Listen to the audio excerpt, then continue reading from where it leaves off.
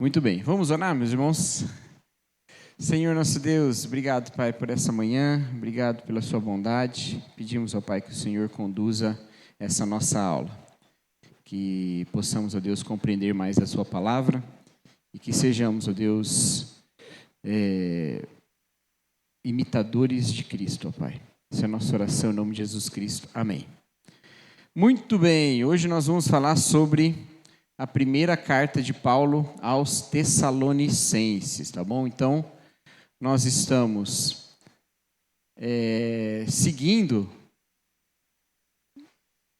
estudando a vida do apóstolo Paulo e as suas cartas. E nós tivemos um tempo sobre os temas gerais de Paulo, sobre a sua biografia, sobre a sua vida. No final do ano passado, aí tivemos o recesso da EBD. E agora estamos falando das cartas. Começamos no domingo passado com a aula sobre a epístola de Paulo aos Gálatas. E agora nós vamos falar da epístola de Paulo aos Tessalonicenses, a primeira epístola aos Tessalonicenses. Mas por que começou com Gálatas e agora foi Tessalonicenses, se a primeira é a carta aos Romanos? Nós optamos por seguir uma das propostas cronológicas da redação das cartas, tá? Então, explicando isso, uma das propostas cronológicas, ou seja, no tempo, da redação das cartas, o tempo em que elas foram escritas, a ordem em que se propõe que elas foram escritas. Por que se propõe? Porque há alguns debates sobre o lugar de algumas delas, tá bom? Basicamente, eu e o Carlos, que é o outro professor, nós conversamos sobre qual lista a gente ia seguir. A gente estava em um debate entre duas listas, uma de um teólogo australiano chamado Michael Bird e outra de um teólogo americano, eu não sei se ele é americano, o Gorman é americano? Acho que é, chamado Michael Gorman. E ficamos com a ordem do Michael Bird, ainda que o principal base das aulas seja o livro do Michael Gorman, mas ficamos com a ordem do Bird, que diz que Gálatas foi a primeira das cartas. Não só a primeira das cartas de Paulo, basicamente o primeiro escrito do Novo Testamento, tá bom? Então, Gálatas provavelmente foi a primeira carta e o primeiro escrito do cânon do Novo Testamento. E o segundo seria a 1 Tessalonicenses. Sobre a primazia das cartas, o debate é sempre entre essas duas. Ou é Gálatas ou é 1 Tessalonicenses. Pouca gente diverge de uma dessas duas, tá? Então a gente está seguindo a ordem. Mas não vai ser a ordem exatamente. No início vai seguir certinho.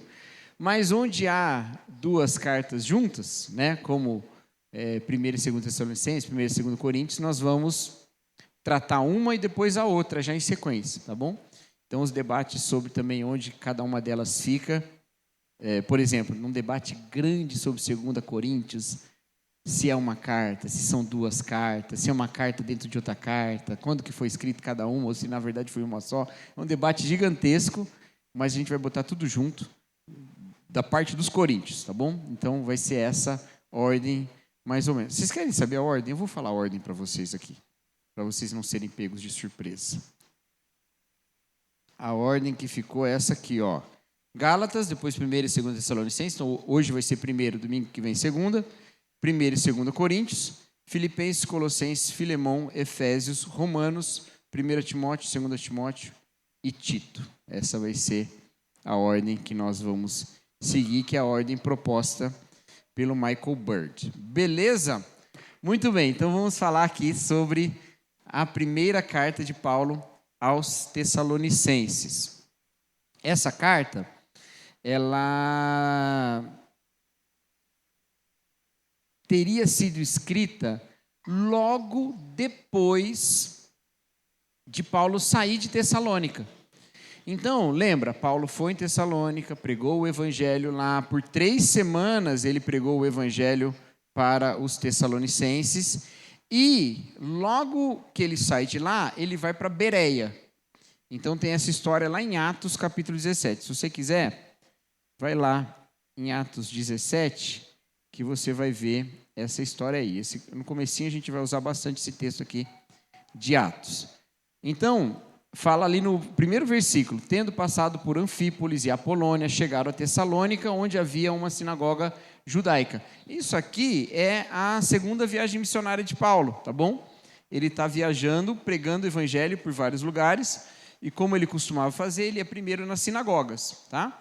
Então ele passa por esses lugares e chega em Tessalônica, onde havia uma sinagoga judaica. Aí ele vai lá pregar o evangelho. Se você andar um pouquinho mais, você vê que no versículo 10, diz: logo que anoiteceu, os irmãos enviaram Paulo e Silas a Bereia. No versículo 16 está escrito: e quando esperava por eles em Atenas, Paulo ficou profundamente indignado. E no versículo 1 do capítulo 18 diz: depois disso, Paulo saiu de Atenas e foi a Corinto. Percebeu? Então o que o Michael Bird diz é que provavelmente essa carta de Paulo aos Tessalonicenses, essa primeira carta, foi escrita nesse momento em que Paulo estava em Atenas ou em Corinto. Provavelmente não em Bereia, onde parece que ele passou muito rápido. Então, ou em Atenas ou em Corinto, ele escreve essa carta para os Tessalonicenses. Por que Paulo teria escrito tão rápido assim, né? Acabou de sair de lá, já está mandando uma carta, né? O que está acontecendo? A questão é que o ministério de Paulo em Tessalônica foi interrompido. Ele vai lá, prega o evangelho nas sinagogas, mas o texto diz, pelo menos a forma como o texto está dizendo, dá a entender, que a maior parte dos convertidos nem era de judeus, mas era de gentios. Os judeus instigam a população, uma parte da população, a perseguir Paulo, fala ali no versículo 5. Os judeus, porém, ficaram com inveja, reuniram alguns homens perversos entre os ocupados e com a multidão incitaram um tumulto na cidade. Então eles vão perseguir o apóstolo Paulo e os seus companheiros ali, no caso, Silas e Timóteo. Ele vai perseguir eles para levá-los no caso aqui, Timóteo não tinha chegado ainda, era Silas só, para expulsá-los de lá, né? E aí, Paulo, isso eram 3 semanas que Paulo estava lá. Basicamente, pensando nas reuniões das sinagogas, Paulo teve 3 encontros de sábado com eles. Provavelmente ele teve mais encontros, né? Porque a gente vê em outras passagens do ministério de Paulo em Atos, ele se reunindo à noite com as pessoas, de madrugada. Então, a oportunidade que ele tinha, ele estava pregando com o pessoal, e as pessoas ávidas pelo evangelho iam ouvi-lo em qualquer momento também. Então, assim, ele teve mais do que 3 encontros. Mas pensando na grande reunião da sinagoga, que era de sábado, foram 3 sábados. 3 sábados. E ele já foi embora. Então, a carta que Paulo escreve, ela tem essa preocupação de reforçar ou de fortalecer esses irmãos na fé, porque ele não teve muito tempo para instruí-los. Imagina, a plantação de uma igreja, quando está com 3 semanas, o pastor é expulso de lá. O que acontece com aqueles que ficaram? Então, Paulo vai fazer esse tipo de instrução para os Tessalonicenses, tá? Ele escreve rapidamente por causa disso. Tá bom, gente? O que eu disse lá sobre a conversão dos gentios, está escrito ali no versículo 4. Olha lá, ó, Atos 17, 4. Alguns dos judeus foram persuadidos e se uniram a Paulo e Silas, bem como muitos gregos tementes a Deus e não poucas mulheres de alta posição. Alguns judeus, muitos gregos e não poucas mulheres de alta posição. Parece que os judeus eram um grupo menor desses 3 grupos que ele destaca, tá? O que vai nos ajudar a interpretar a primeira carta de Paulo aos Tessalonicenses. Vai lá em 1 Tessalonicenses agora. Você vai ver alguns elementos aí que vão fazer uma dobradinha com o que está dito lá em Atos. Por exemplo, no capítulo 2, versículo 2, fala: como vocês sabem, apesar de termos sofrido e sido insultados em Filipos, com a ajuda do nosso Deus, tivemos coragem de anunciar a vocês o evangelho dele em meio a muita luta. Ele tinha tido problemas em Filipos, foi preso, açoitado, tudo, e foi para Tessalônica. Mas ele diz que pregou o evangelho em Tessalônica com muita luta. Capítulo 3, versículo 4, fala: quando estávamos com vocês, já dizíamos que seríamos perseguidos, o que realmente aconteceu, como vocês sabem. Então ele destaca que aconteceu perseguição lá no tempo que ele estava lá. Outra coisa que ele destaca, que no versículo 9, capítulo 1, versículo 9, ele diz: pois eles mesmos, ele está falando das igrejas da Macedônia e da Grécia, né? Eles mesmos relatam de que maneira vocês nos receberam, como se voltaram para Deus, deixando os ídolos. Está vendo? Por que deixando os ídolos? Porque eles eram, muito provavelmente, pagãos. Tessalônica era uma cidade que tinha uma certa importância, visto que ela era um porto natural. Ela era tão importante que ela existe até hoje, tá? Tessalônica existe até hoje como cidade mesmo, não como ruína, tá bom? Então ela tem ruína e tem cidade, tá? Tá tudo ali no mesmo lugar. O Michael Gorman fala que as ruínas da antiga Tessalônica são encontradas no meio de prédios, né? Porque a cidade está ali, né? Vivendo ainda, como é em Roma, como é em Atenas, como são nessas cidades que existem desde o mundo antigo, mas elas continuam existindo agora. Então, ela era uma cidade importante porque ela era um porto natural. Ela era um centro, apesar de politicamente ela ser autônoma do Império Romano, algumas cidades elas tinham essas características de serem independentes politicamente, mas elas prestavam tributos, e lealdade ao Império. E também era um centro de culto ao imperador, ainda que ela fosse uma cidade autônoma. Ela também era um lugar que tinha muitos templos de muitas divindades. E aí você precisa entender que religião é um tema muito complexo no Império Romano. Porque, basicamente, o Império Romano não tinha problemas com divindades estrangeiras, tá? Como Mitra, Osíris, Ísis, divindades que surgiram de tudo quanto era lugar, tá bom? E também as divindades do próprio povo romano ou dos gregos que os romanos fizeram uma releitura. Eles não tinham muito problema com isso. Você encontra ruínas de templos romanos a tudo quanto é tipo de divindade, tá? Só que a grande religião em Roma, se a gente pudesse usar essa palavra, era o culto imperial. Por quê? Porque havia um entendimento de que era esse sentimento cívico-religioso em relação ao império que garantia, primeiro, a unidade do império, uma vez que era um império muito heterogêneo culturalmente, então garantia a unidade do império, mas garantia, acima de tudo, a glória do império. A glória do império. Então, todas as vitórias, os símbolos romanos falando das grandes conquistas, as grandes, os termos utilizados para falar da opulência do império, eles eram corporificados de maneira didática nesse tipo de religião cívica, tá? Nesse culto ao imperador. Esse é o motivo pelo qual os romanos estavam tranquilos até certo ponto com o judaísmo. Porque o judaísmo não prestava culto ao imperador, mas o judaísmo também não fazia convertido. Um ou outro gostava de alguma ideia judaica e se tornava judeu, especialmente mais para o Oriente, ali nas províncias próximas de Jerusalém e da Judéia, mas só. Pouca gente na diáspora, você via gentios entrando muito nas sinagogas. Tem um caso ou outro, mas não era muito comum.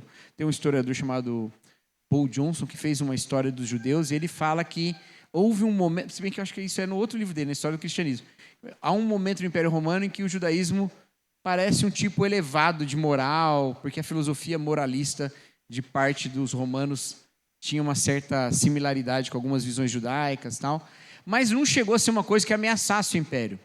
O problema da perseguição aos cristãos é que, quando eles pregavam o evangelho, eles estavam fazendo romanos ou qualquer outra pessoa que cultuava o imperador deixar de cultuar.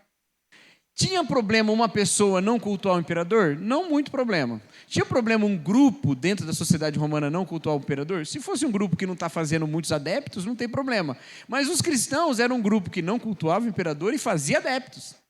Então eles eram vistos como um risco para o império, entendeu? O problema não é que eles gostavam muito de Júpiter. O problema é que eles gostavam muito de César.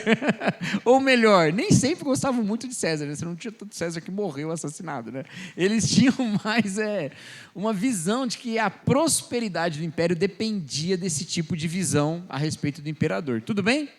Certo?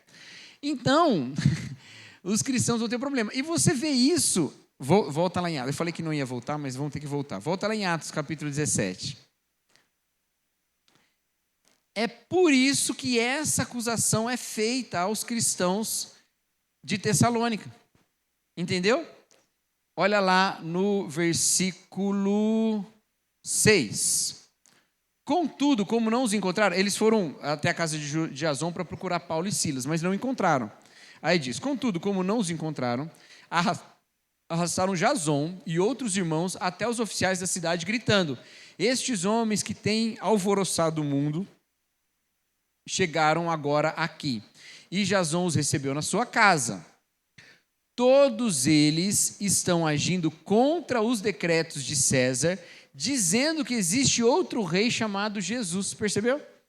Eles estão dizendo que a pregação cristã é uma ameaça ao império. Certo? Essa é a acusação que os judeus de Tessalônica fazem a respeito dos cristãos. Não necessariamente porque os judeus de Tessalônica também gostassem muito de César.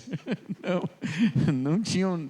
E especialmente em Tessalônica, em que eles não precisavam ter esse tipo de dependência. Mas porque era um argumento que colava. Esse era um argumento que colava mesmo. Os cristãos são esses que ameaçam a estabilidade do império, porque eles, vamos dizer assim, fazem crescer a aversão ao culto ao imperador. Tudo bem, gente? Beleza? Deu para entender isso? Tá? Então, quando fala de abandonar os ídolos, envolve isso também, né? Outra questão que aparece aqui, que eles receberam alegremente o evangelho, mesmo com perseguição, fala lá no versículo 6 do capítulo 1, né? E também no versículo 14 do capítulo 2. Vocês se tornarem imitadores das igrejas de Deus. É isso aí, tá bom? Vocês se tornarem imitadores das igrejas de Deus, em Cristo Jesus, estão na Judéia, pois também sofreram parte de seus próprios compatriotas, as mesmas coisas que aqueles que sofreram por parte dos judeus que mataram o Senhor Jesus, e os profetas, e também os perseguiram. Eu já entrei no 15, né? Mas é porque no 6 fala que eles se tornaram imitadores de Cristo, voltando-se dos... Eu botei... Não, tá certo, é isso mesmo. Eu estou lendo o lugar errado. É isso mesmo. Eles receberam alegremente a Jesus Cristo. Versículo 6, mesmo com perseguição. Versículo 6 do capítulo 1 e versículo 14 do capítulo 2. É isso, tá? É que eu confundi os dois itens que eu coloquei aí, o terceiro e o quarto. Tudo bem, gente? Então tem esse paralelo entre o que acontece em Atos e o que Paulo fala, lembrando do ministério dele em Tessalônica aos Tessalonicenses. Lembrando que Atos e 1 Tessalonicenses são livros de autorias diferentes. Atos é Lucas e 1 Tessalonicenses é Paulo. Então, essa similaridade nos discursos é muito interessante e reforça a ideia de que a carta é escrita muito próxima dos acontecimentos, tá? Ainda que Atos seja um livro escrito depois de 1 Tessalonicenses. Mas que Paulo está fazendo um relato muito próximo do que de fato aconteceu, porque a memória dele estava muito boa ainda, né? Provavelmente não passou muito tempo aí entre o fato e o relato, tá bom? Outra coisa que acontece, esse centro religioso que Tessalônica era, e isso é muito comum no mundo antigo, tá? Eu vou dar um exemplo não cristão daqui a pouco, não só no mundo antigo, mas até durante a Idade Média e tal. É muito comum que centros religiosos tenham uma economia voltada ao artesanato e da produção de artefatos religiosos, tá? Alguns estudiosos acreditam que a maior parte dos convertidos em Tessalônica, da parte masculina dos convertidos, né, porque o texto destaca de homens e mulheres, era de artesãos que provavelmente trabalhavam na confecção de ídolos e outros instrumentos e artefatos religiosos, que ao se voltarem para Jesus Cristo, abandonaram também isso. Então não é um choque só político, mas também é um choque econômico para a cidade, né? O exemplo que eu ia dar é o exemplo do islamismo. Não sei quando vocês conhecem a história do islamismo, mas quando Maomé começou a chegar lá em Meca falando que não era para ter ídolo nenhum, Meca era um centro de peregrinação do islamismo, da religião árabe original lá, o politeísmo árabe que existia naquela região. E ele foi expulso de Meca pelos comerciantes de estátuas. Ele corre para Medina, depois ele volta e conquista Meca, e faz toda a questão dele. Então, isso é uma coisa que acontece mesmo, né? E no Brasil também, se você vai em qualquer lugar que é o centro de peregrinação religiosa, você vê que grande parte da economia ali tem a ver com isso. Ou turismo, hospedarias por causa da peregrinação, restaurantes até, mas também produção de artefatos que são religiosos, né? Então, isso tudo movimenta a economia da cidade, tá? Então, parece que a mesma coisa aconteceu em Tessalônica. E isso é uma coisa que o texto não deixa tão claro, tá bom? São afirmações a partir de outros teólogos. Você tem uma pergunta? Achei que você ia perguntar alguma coisa. Eu vi vocês olhando para mim assim. Certo, queridos? Hã? Ah, reforçando, tá. Tá lembrando aí, né, de Aparecida do Norte, essas coisas. Ah, nós também, verdade, né? Qual é o centro de peregrinação evangélica aqui? Balneário Camboriú? Não sei, estou brincando. Isso. É verdade. Lá na Conde Sarzedas é só livraria evangélica, né? É verdade mesmo. Muito bem, queridos. O Gorman diz isso aqui, ó. Eu achei muito interessante essa frase dele. Os tessalonicenses tornaram-se um irritante grupo social e político para seus pares pagãos, mas um exemplo inspirador de fé, amor e esperança para os crentes em toda a Grécia. É importante ele colocar essa parte final aqui, que eles são uma inspiração, porque é algo que Paulo destaca e a gente já vai chegar nesse texto aqui, tá bom? Então, é essa antítese aqui, né? Para um grupo eles eram muito irritantes, para outro grupo eles eram muito inspiradores, certo? Bom, um esboço simplificado da carta, eu tirei do livro do Gorman esse esboço, mas eu só fui até 2 níveis, o esboço dele tem 3 níveis, esqueci o nome, é o apóstolo do Cristo crucificado, alguma coisa assim. Eu só fui até 2 níveis no esboço, eu não fui no 3º nível porque era detalhe demais, é isso aqui, tá? Então a gente vai seguir esse esboço, especialmente as partes em negrito aí, para falar um pouco, caminhar um pouco sobre os assuntos principais da carta, tá? E aqui eu estou andando bem em cima do que o Gorman fala lá no livro, com algumas pitadinhas de fora aqui que eu trouxe também, tá bom? Então, você vê que é uma carta simples, em que Paulo está abordando basicamente como viver, certo? Como viver nesse mundo. Só que tem um detalhe nessa carta, que é um detalhe que está presente nas 2 cartas que Paulo escreve aos Tessalonicenses, que é uma ênfase na doutrina da esperança cristã. Paulo ele enfatiza, tanto em 1 Tessalonicenses como em 2 Tessalonicenses, temas que são temas sobre a volta de Cristo. Por que ele faz isso? Acredito eu que tem a ver com o contexto dos que recebem a carta. É típico dos textos do Novo Testamento, e deveria ser típico da história da igreja, mas nem sempre é assim, consolar irmãos em perseguição com a doutrina da esperança. Isso aparece claramente eu vou falar de 3 autores do Novo Testamento que deixam isso claro.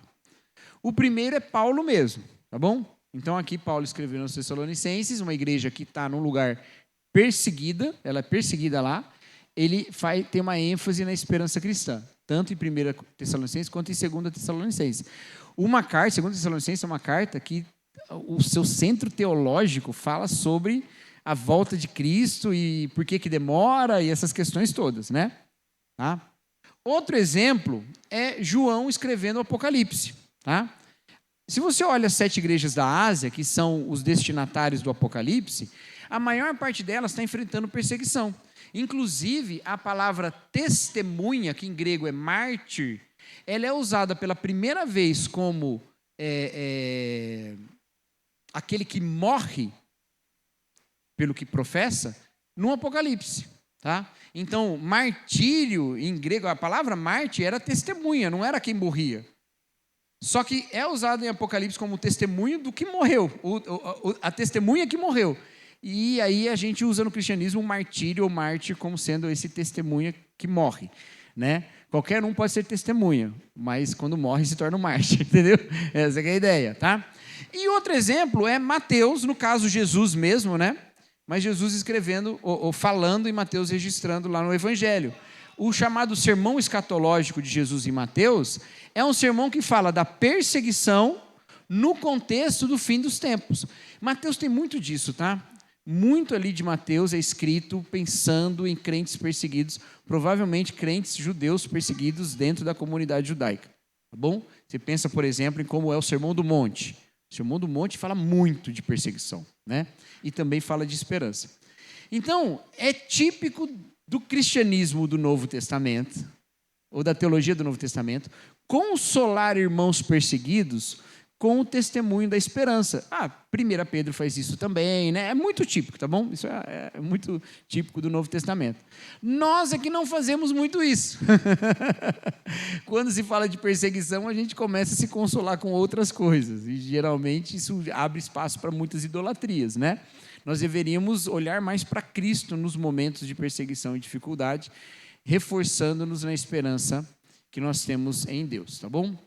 Um dia talvez eu fale só sobre isso aqui numa aula, mas não vai ser hoje, tá bom? Só sobre como a igreja trabalha, como a Bíblia, o Novo Testamento trabalha esses dois elementos, que eu acho que eles são muito importantes, tá? Então tem esse tom, você vai perceber que em todo final de sessão aqui, no final de cada partezinha do que Paulo está falando, ele traz um tema da esperança. Às vezes só uma pequena menção, mas ele sempre traz uma coisa assim sobre a volta de Cristo, sobre, né, a redenção que aguarda. Então ele sempre traz alguma coisa assim, tá bom? Tudo bem, gente? Beleza? Então vamos lá, abertura, versículo 1, olha lá. Paulo, Silvano e Timóteo, a igreja dos Tessalonicenses, em Deus Pai e no Senhor Jesus Cristo. 2 elementos aqui a serem destacados nessa carta. Primeiro, Paulo aparece aí como autor, mas não como único, né? Silvano, também chamado de Silas, e Timóteo são coautores aí dessa carta. O que significa isso? Essa não é a única carta em que Paulo escreve com outras pessoas, né? Ele escreve mais cartas assim, junto com Timóteo, outros com Silvano e outras com outros, né? Mas aqui, mas Paulo sempre aparece como sendo o principal, tá? Nessas cartas todas. Em alguns momentos dessa carta, você vai ver que ele usa a primeira pessoa do plural, né? Ele enfatiza bastante essa ideia, esse tipo de construção de frase, a partir da primeira pessoa do plural, do nós, né? O que, em alguns momentos, é entender que nós é ele mesmo e a igreja de Tessalônica, mas em bons momentos aí, aparece como sendo nós os que pregamos, né? Por exemplo, versículo 7 do capítulo 2. Embora como apóstolos de Cristo pudéssemos ter sido um peso, fomos bondosos quando estávamos entre vocês. Está vendo? Nós fomos bondosos, né? Então, ele usa esse plural, né? Versículo 17 do capítulo 2 também. Nós, porém, irmãos, privados da companhia de vocês. Então, ele não está falando nós no sentido ele e a igreja. Ele está falando nós, que somos privados da companhia de vocês. Vocês são um outro grupo, né? Então, esse uso do plural na carta toda é explicado por essa ideia de que eles estão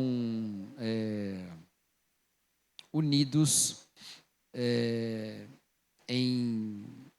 em autoria, Mas, por que a gente fala que Paulo é o principal? Porque há alguns momentos em que Paulo escreve na primeira pessoa. Versículo 18 do capítulo 2. Quisemos visitá-los. Eu mesmo, Paulo, o quis. Viu? Ou, no versículo 5 do capítulo 3. Por essa razão, não suportando mais, enviei Timóteo. Agora pensa, Timóteo é um dos autores, e eu enviei. Eu quem? Paulo. Entendeu? Então, Paulo é o principal autor dessa carta, mas ela está ali endossada pelos dois, ou pelos três, melhor dizendo, né? Os três estão enviando como autores dessa carta, mas provavelmente ali quem dá o corpo da carta toda é Paulo mesmo, certo? Tudo bem, queridos? Beleza? Outra característica interessante aí. Existe um tema muito central em toda a teologia paulina, que alguns teólogos chegaram a dizer que era o tema principal de Paulo. E eu até acho que eles não estão errados, tá? Eu acho que até certo ponto eu acho que eles estão certos, para ser bem sincero, não é só até certo ponto não. Acho que eles estão mais certos do que as alternativas. Mas alguns vão dizer que o tema central de Paulo é o misticismo, ou melhor dizendo, a união do crente com Cristo, tá bom? Esse seria o tema central de Paulo. Tá? Nós temos um pouco de dificuldade de lidar com isso às vezes, porque a gente toma muitas vezes o tema central de Paulo como a justificação pela fé, porque foi o que Lutero entendeu. Lutero entendia que o centro da teologia paulina era a justificação pela fé. Mas a justificação está incluída na doutrina da união com Cristo, enquanto a doutrina da união com Cristo não é totalmente explicada ou expressada na justificação pela fé. Então parece que faz mais sentido a união com Cristo ser o centro aqui. Tá? Então é normal que Paulo escreva a carta e fala no Senhor Jesus Cristo. Como ele escreve aos Efésios, por exemplo, e ele nos primeiros 3 capítulos usa essa expressão a rodo, assim, muito, muito, muito. Em Cristo, no Senhor, em Jesus, ele vai o tempo todo usando essa expressão. Tá? Então é uma forma de falar de Paulo que é muito tradicional, se encontra muito nos escritos dele. Mas aqui ele traz também o em Deus Pai. Em Deus Pai e no Senhor Jesus Cristo. O que não é tão típico assim. Ainda que ele também fale de estar em Deus e tudo mais, né? Mas ele traz esse elemento de Deus Pai. O que ele vai colocar, que vai aparecer, por exemplo, como um centro do movimento que os Tessalonicenses fazem. Versículo 8, ele fala, não somente isso, mas a fé que vocês têm em Deus também se tornou conhecida em toda parte. No versículo 9 fala, eles mesmos relatam de que maneira vocês receberam e como voltaram para Deus deixando os ídolos a fim de servir o Deus vivo e verdadeiro e esperar dos céus o seu Filho, viu? O Deus vivo e o seu Filho. Então essa ênfase em Deus e no Filho, ela aparece de uma maneira peculiar, ainda que não inédita, nessa carta. Mas tem uma outra questão aqui. Lembrando, início do ministério de Paulo, o que está na cabeça do apóstolo aqui? Eu vou pregar para os judeus, para que eles se voltem para o Messias e para que o mundo inteiro conheça Jesus Cristo, certo?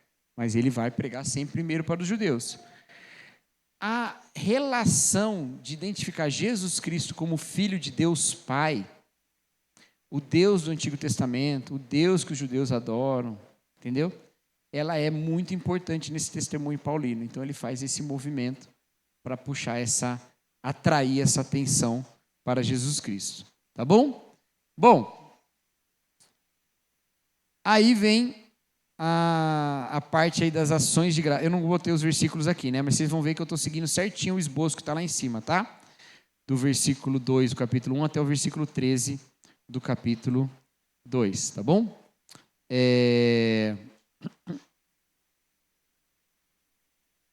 isso mesmo, tá? Bom, o que Paulo destaca aqui? Primeiro, Paulo começa fazendo um longo elogio e uma longa oração aos Tessalonicenses. As aberturas das cartas de Paulo, elas sempre começam assim, com uma apresentação, um elogio e uma oração, né? Ele sempre faz assim. Tem duas cartas que Paulo não traz elogio. As cartas às igrejas. Uma delas, Paulo não elogia aquela igreja nessa carta, mas elogia em outra. Então, essa igreja está elogiada. Mas tem uma que Paulo não elogia de jeito nenhum. Qual é? Qual é a igreja que Paulo não elogia? Pelo menos na abertura. Se você pensou que é Corinto, você errou.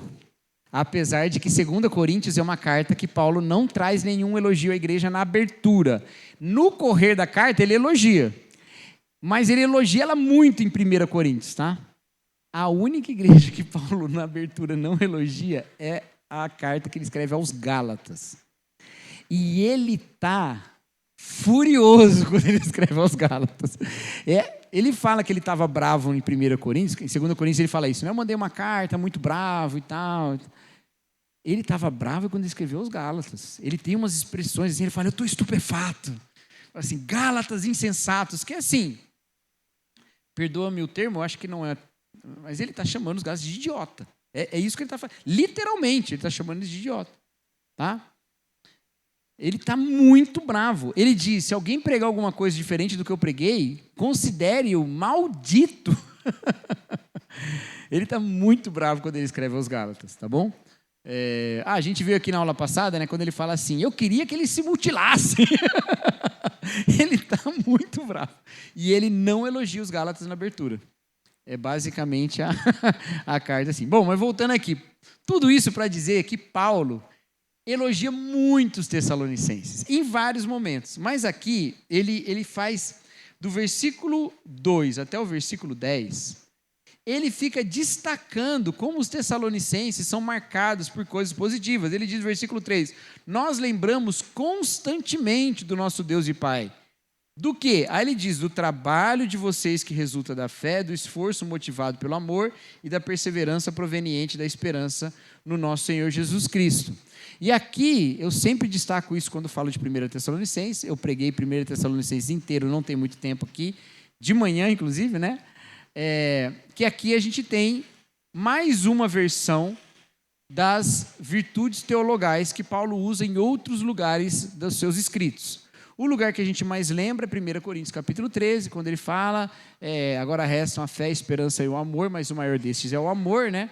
O capítulo 13 de 1 Coríntios, fé, esperança e amor são as chamadas virtudes teologais dentro da teologia, mas Paulo fala delas aqui também, o trabalho que vem da fé, o esforço motivado pelo amor e a perseverança proveniente da esperança, fé, amor e esperança. Essas virtudes são aquilo que Paulo lembra quando pensa na igreja de Tessalônica. Uma igreja que o marcou dessa maneira em 3 semanas. Não só 3 semanas, porque ele também teve as notícias de Timóteo, que ficou mais tempo lá. Mas ele foi marcado por essa igreja, lembrando-se dessas características dessa igreja. Tá? Paulo tem um carinho, um amor muito grande pelos Tessalonicenses, e isso fica muito evidente nas 2 epístolas. Tá? Na 2ª epístola, Paulo fala que ele se sente obrigado a agradecer a Deus por aquela igreja. Impelido, e a ideia é essa mesmo, eu não tenho escolha se não agradecer a Deus por vocês. Então ele tem um carinho muito grande por essa igreja. Há outros textos em que Paulo é muito carinhoso, escrevendo aos Efésios ele é muito carinhoso, escrevendo aos Filipenses ele é exageradamente carinhoso, escrevendo aos Filipenses, possivelmente pelos contextos das 3 igrejas, pelo cuidado que ele tem com o sofrimento dessas igrejas. Essas 3 igrejas são igrejas que sofrem. A igreja de Filipos por um outro motivo. Tem um contexto de perseguição lá também, mas a igreja de Filipos ela tinha outras coisas. Paulo estava preso, o grande, amado mestre deles tinha ficado doente, quase morreu.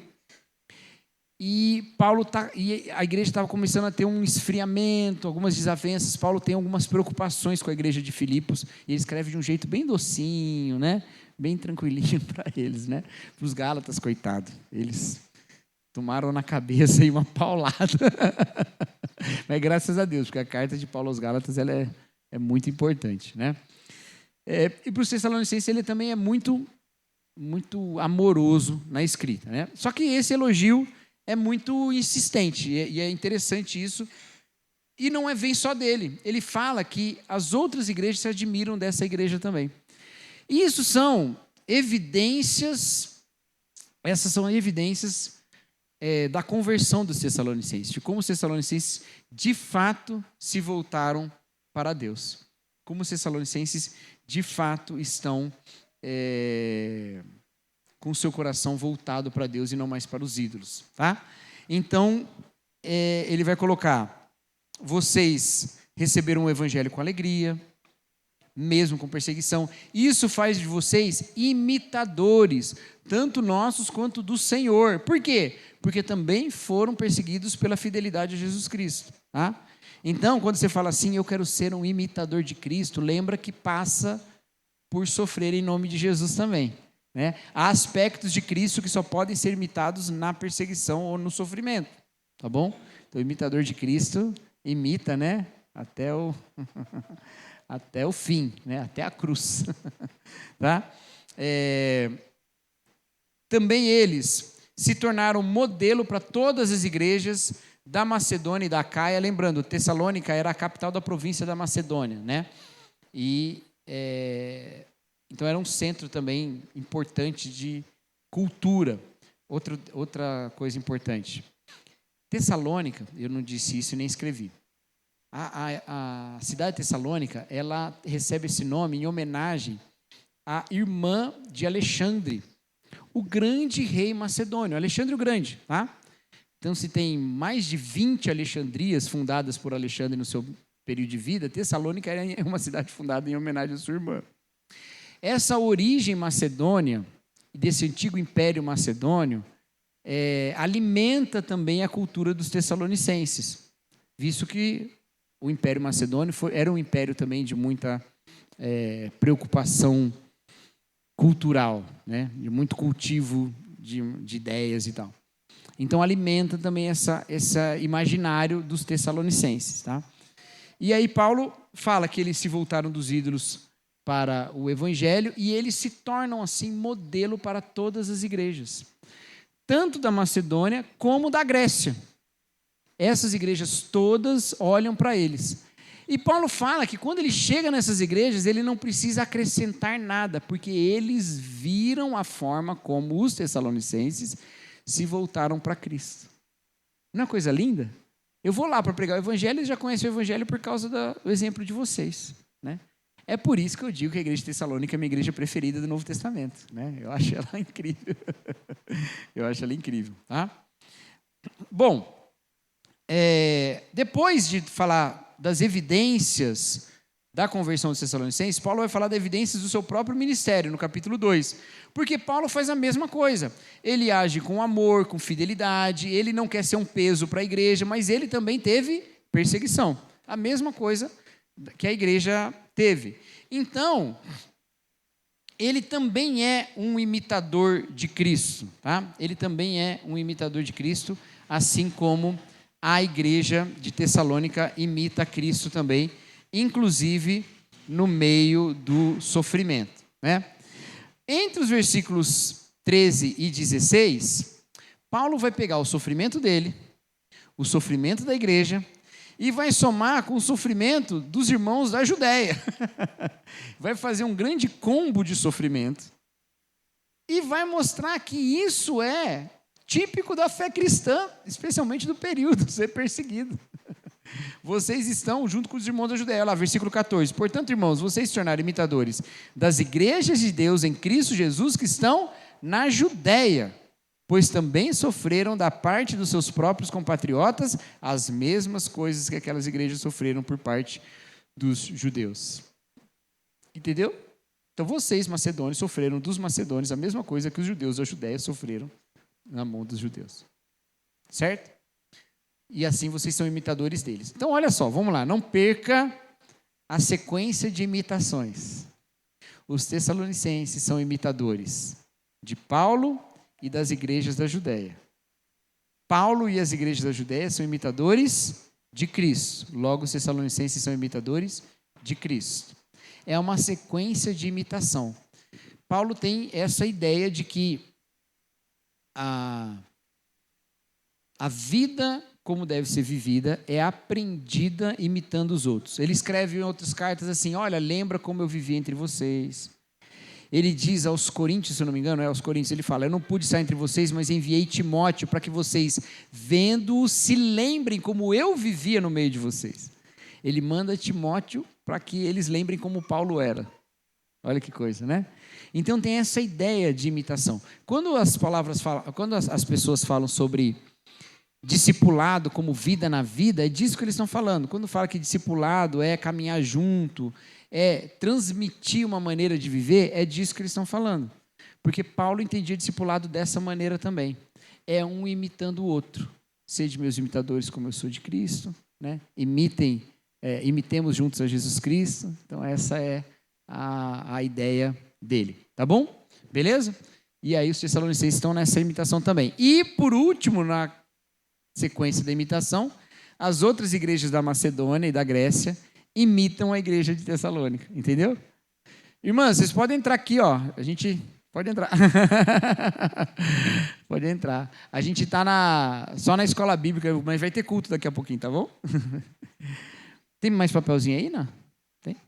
Ah, tá ali atrás, ó. Ajuda elas aí, Rose, que a Anice está com... Ah, a Anice já ajudou. Multitask, ó, um bebê num colo e a aula na outra. Um bebê numa mão e a aula na outra.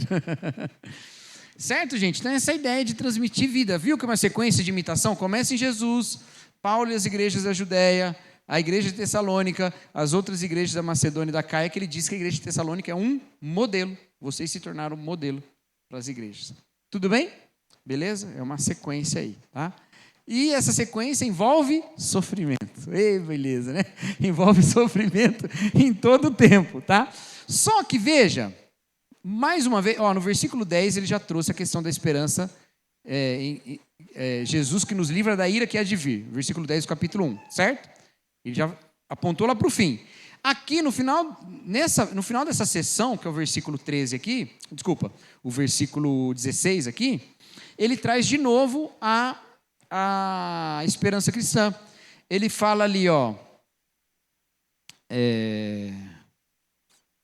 dessa forma eles sempre acumulam seus pecados, sobre eles finalmente veio a ira. Ele está falando lá da ira de Deus, certo? No final do capítulo, no versículo 20, no versículo 19 e 20, né, o 20 é a sequência, ele diz, pois quem é a nossa esperança, alegria ou coroa, em que nos gloriamos diante do Senhor Jesus na sua vinda? Não são vocês, de fato vocês são a nossa glória e a nossa alegria, a vinda de Cristo. Ele fica o tempo todo destacando essa esperança cristã, certo? Tudo bem?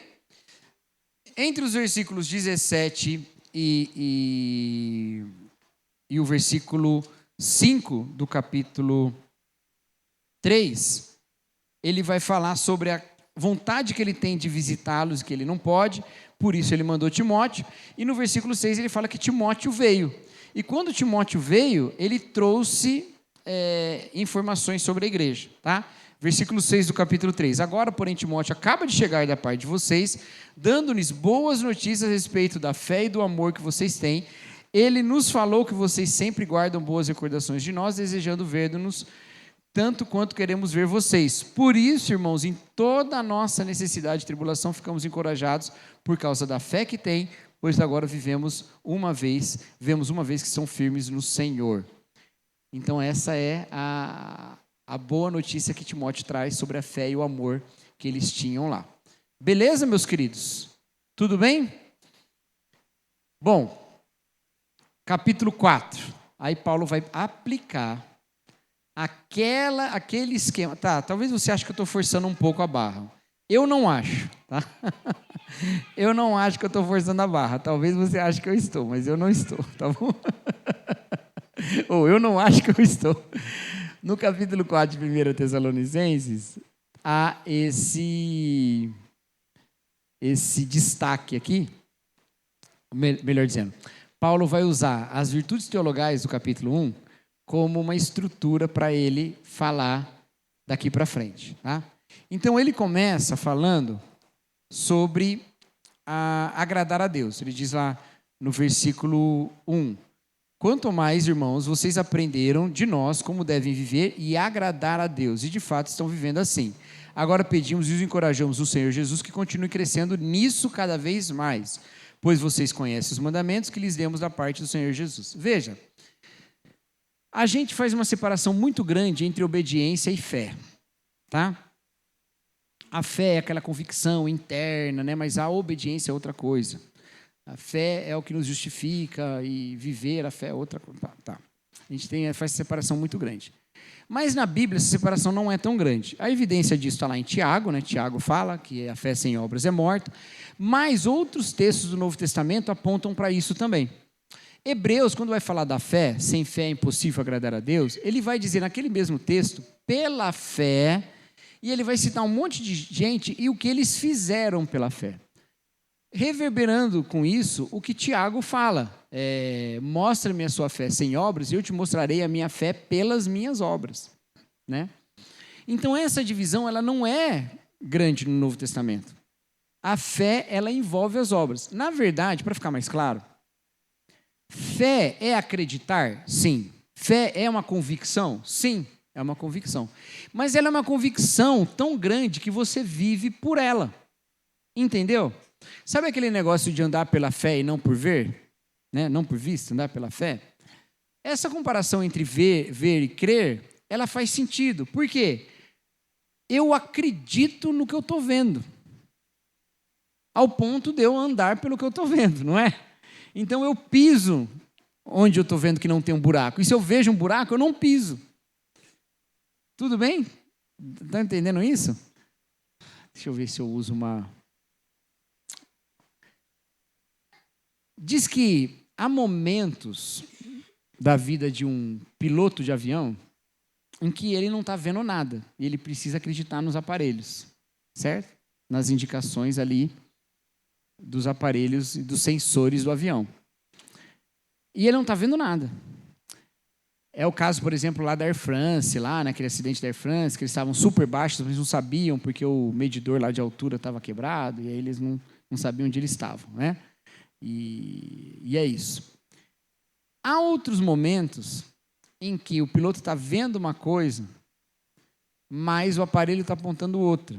E ele está vendo uma coisa errada, porque ele está, né, influenciado por alguma outra, alguma ilusão. Entendeu? Ele está influenciado por alguma ilusão. Existe um momento na vida desses pilotos, então, que eles precisam acreditar em algo que eles não estão vendo. Tudo bem? Beleza? Como eles comprovam que estão acreditando? Seguindo o que está sendo dito ali. Não, os aparelhos não estão quebrados, mas vou fazer o contrário. Não, está errado, então tem algum problema aí, né? Não tem como crer sem agir por aquilo que a gente crê. Entendeu agora? Faz sentido essa analogia? Tá, se ficou confusa, depois a gente... pede para o Lucas dar uma aula sobre aviação. Mas é isso, tudo bem? Certo? Então, a fé, ela só é fé mesmo se a gente de fato vive por isso. E toda vez que a gente não vive por isso, é uma falha na fé. Eu não estou dizendo que é uma inexistência de fé, tá bom? Em outras palavras, todo pecado é uma falha na fé. É um enfraquecimento na fé. Naquele momento, alguma coisa falou mais alto do que a voz de Deus na sua palavra. Entendeu? Alguma coisa falou mais alto. Então, quando Paulo começa aqui essa parte falando sobre agradar a Deus e viver dessa maneira, e mais, fazer isso crescer, ele está falando de aplicar a fé na vida. De viver dessa maneira. Tá? E aí, é o que ele coloca aqui, nessas orientações, que são orientações de santidade. Então, do versículo 3 até o versículo 8, ele vai falar especialmente sobre questões de imoralidade sexual, de integridade sexual, tá bom? Que tem uma série de questões aqui. Gente, esse capítulo, esses 5 versículos, né? 3, 4, 5, 6, 7, 8, 6 versículos. Esses 6 versículos, eles são... muito importantes sobre questões sexuais. Primeiro, porque ele vai falar no versículo 4 sobre se controlar o próprio corpo, tá? Para não ser dominado por paixões e coisas do tipo. Aí quando a gente olha isso, a gente já pensa em assuntos como pornografia, imoralidade, adultério, né? Mas aí, olha o versículo 6. A esse respeito, ninguém prejudique o seu irmão, nem dele se aproveite. Aí ele já não está mais falando sobre controle das próprias paixões, mas ele está falando sobre respeito às outras pessoas. Em que sentido isso, meus queridos? No sentido de que uma relação sexual, ela envolve o reconhecimento do outro como uma pessoa digna e não como um meio a ser abusado. Entendeu? Por isso, não se aproveite do outro. E isso pode significar todo tipo de abuso, aquele emocional, ou físico mesmo, ou qualquer outra coisa. Certo? Tudo bem? O que era muito típico e muito frequente no mundo antigo, como é no nosso mundo também, né, gente? Não vamos, fingir que não é também, né? Mas no mundo antigo era ainda mais normalizado. Ok? Vamos usar essa expressão, normalizado. Tá? Beleza? Logo em seguida, ele entra no assunto do amor fraternal. E aí ele tem, para mim, essa é o maior elogio que qualquer igreja no mundo já recebeu. Versículo 9. Quanto ao amor fraternal, não precisamos escrever, pois vocês mesmos já foram ensinados por Deus a amar uns aos outros. Imagina, gente, quanto amor, não preciso falar nada para vocês. Vocês já sabem tudo. Mas mesmo assim, ele vai aplicar esse amor de algumas formas, tá? A partir do versículo 11 ele fala: esforce para ter uma vida tranquila, cuidar das coisas que lhe dizem respeito, trabalhar com as próprias mãos, a fim de que andem decentemente aos olhos dos que são de fora e não dependam de ninguém. Então, ajam de maneira correta, não abusa do amor do outro, que por amor quer te ajudar, e aí você fala, também vou me aproveitar dele aqui, né? Não, cada um busque viver pelo seu próprio esforço e tal, tá bom? Certo, gente? Então foi a fé aplicada à vida prática, e no caso especificamente a santidade sexual, o amor, e a partir do versículo 13 ele vai falar da esperança, tá? E ele vai falar do 4:13 até o 5:11. Eu coloquei errado aqui, né, queridos? Eu coloquei 4:11 a 5:11, não, é 4:13 ao 5:11, tá? E aí ele vai primeiro falar sobre uma questão que preocupava os tessalonicenses, pelo menos parece que preocupava. Eles estão esperando Jesus e aí morreram algumas pessoas. Morreram, inclusive, algumas martirizadas. E agora? Eles não vão ver Cristo voltando? Então aí Paulo vai dizer, não, eles dormiram em Cristo, mas eles vão encontrar com Cristo primeiro, né? Depois nós nos encontraremos com Ele nas alturas, coisas desse tipo, né?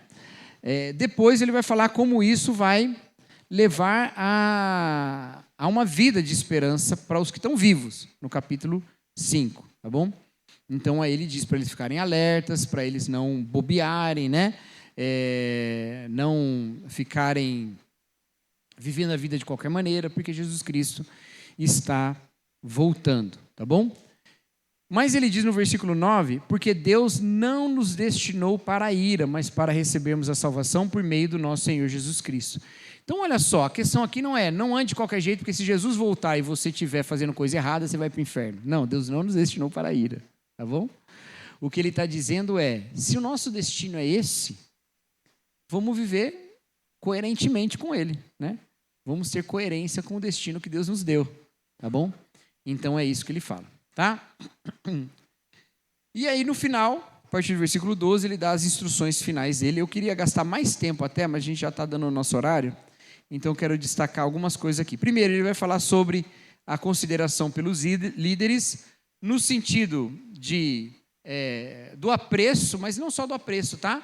Do ouvir mesmo e receber a instrução, tá bom? Não é só o apreço pela pessoa porque exerce algum cargo, não. É ouvir de fato e corresponder com gratidão, né? Que ele chama aqui de autoestima, né? Mas são aqueles que pregam o evangelho, né? Então, isso não significa que o líder, por ser líder, merece estima só pelo cargo. Não. Ele tem que ser uma pessoa que abençoa, né? Também no versículo 15, tenham cuidado para não pagar mal com mal, né? Mas eu quero destacar com vocês só um versículo aqui para só corrigir uma dúvida que às vezes fica. E eu quero corrigir isso, tá? Versículo 22. Na minha Bíblia está escrito assim: afastam-se de todo tipo de mal. Tem alguma que está diferente aí? Versículo 22 do capítulo 5. Onde? Forma de mal. Tem alguma outra? Não? Evitem o quê? Todo tipo de mal. Mais alguma? Não? Abstêm-se do quê? Fala aí, lê tudo. De toda forma de mal, exatamente. Esse versículo, gente, ele não está falando sobre... Eu abri a Bíblia errada aqui. Eu quero procurar uma versão específica para falar para vocês. Vamos ver se eu vou achar ela aqui.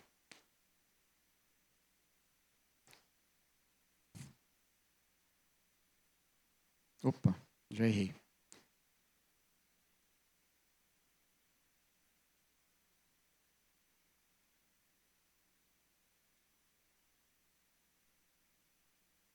Esse versículo, ele está falando exatamente sobre estar atento a qualquer maneira como o mal possa se expressar. Mas você deve conhecer esse versículo por uma menção não muito... Aqui, achei. Uma menção que era muito típica do passado, mas ela não faz muito jus ao que o texto fala. Que é a que está, por exemplo, aqui na Revista Corrigida. Abstende-vos de toda a aparência do mal. Você já viu esse versículo sendo apresentado assim? Não é pecado, mas você tem que deixar a aparência do mal. Já ouviu isso, né? Não pode ter a aparência do mal. Então as pessoas começam a usar isso. E o que é esse mal? O que é a aparência do mal? Aí, o que tiver na cabeça da pessoa. Ele inventa que aquilo é um problema. Esse versículo não fala sobre isso, sobre parecer ser mal. Não fala sobre isso. Ele fala sobre todas as formas como o mal se apresenta. Entendeu? Então, todas as aparências do mal. E não toda aparência no mal no sentido de que não pareça ser mal. Certo? Entendeu isso? Tá? Então pensa, o mal como uma coisa. Tá? Vamos pensar assim, faz esse... vamos evitar polêmicas filosóficas, vamos pensar que o mal é uma coisa. Mas uma coisa que se demonstra com muitas faces. Entendeu? Que se demonstra com muitas faces. Evite todas as faces do mal. Quais são as faces do mal? A mentira é uma, o ódio é outra, a ganância, toda forma de mal. Fico muito feliz que eu tive toda essa dificuldade de achar qual era a versão que trazia a aparência do mal, porque eu não lembrava qual era. Tá? Significa que a maior parte das nossas traduções já está traduzindo de um jeito bem melhor, tá bom? Mas a ideia é essa, toda a aparência do mal é todas as formas como o mal se apresenta, e não evite parecer ser mal, né? Quanta gente com tatuagem ouviu isso, né? Evite a aparência do mal. Não, você pode argumentar por outras maneiras, dói, é feio, mas você não pode argumentar com base nesse versículo, porque esse versículo não está falando isso. Certo, gente? Hã? E tem coisa que nem parece e é apresentação do mal, é verdade. E tem coisa que não aparece e é forma de mal também. Tem tudo isso, né? Então é isso. Eu queria destacar só esse versículo. Tem muito. Esse final. Paulo sempre dá instruções finais, né? Mas essa é uma das mais carregadas assim de versículos chave que a gente usa muito, né? Por exemplo, em tudo dai graças, né? Orai sem cessar, alegrem-se alegrem-se sempre, né? Então a gente sempre usa esses versículos porque Paulo tem essa estrutura muito legal, tá? Que ele faz aqui a partir do versículo 16, de botar um mandamento e que aqui na nossa língua ficou um advérbio, né? Um mandamento e um advérbio, um verbo e um advérbio. Ele fica colocando essa... Então, essas duplas, elas funcionam muito bem. Muito bom, né? Um recurso que Paulo usou que fica na nossa cabeça, né? E ajuda muito. Então... Mas, basicamente, eles dizem o que eles estão dizendo mesmo, tá? Então, não preciso explicar muito também eles. Queria só destacar esse 22 por causa desse erro comum que a gente acaba cometendo. Beleza, gente? Tudo bem? Passamos, hein? Por 1 Tessalonicenses inteiro. Eu quero ver se a gente vai conseguir fazer isso quando chegar em Romanos, 1 Coríntios, né? Então, vamos ter que ficar aqui ó, até a hora do almoço. Vamos orar, meus queridos? Senhor nosso Deus, que o Senhor, ó Pai, nos ensine a viver como Jesus, a imitá-lo em tudo e que assim também sejamos uma igreja que seja modelo para outras, ó Pai. Não porque queremos ser destaque, mas porque queremos participar da edificação do corpo de Cristo, sempre servindo aos nossos irmãos, assim como somos servidos por eles. Que o Senhor nos abençoe no culto que teremos agora e muito obrigado, ó Pai, pelo que o Senhor tem feito nas nossas vidas. Essa é a nossa oração em nome de Jesus Cristo. Amém.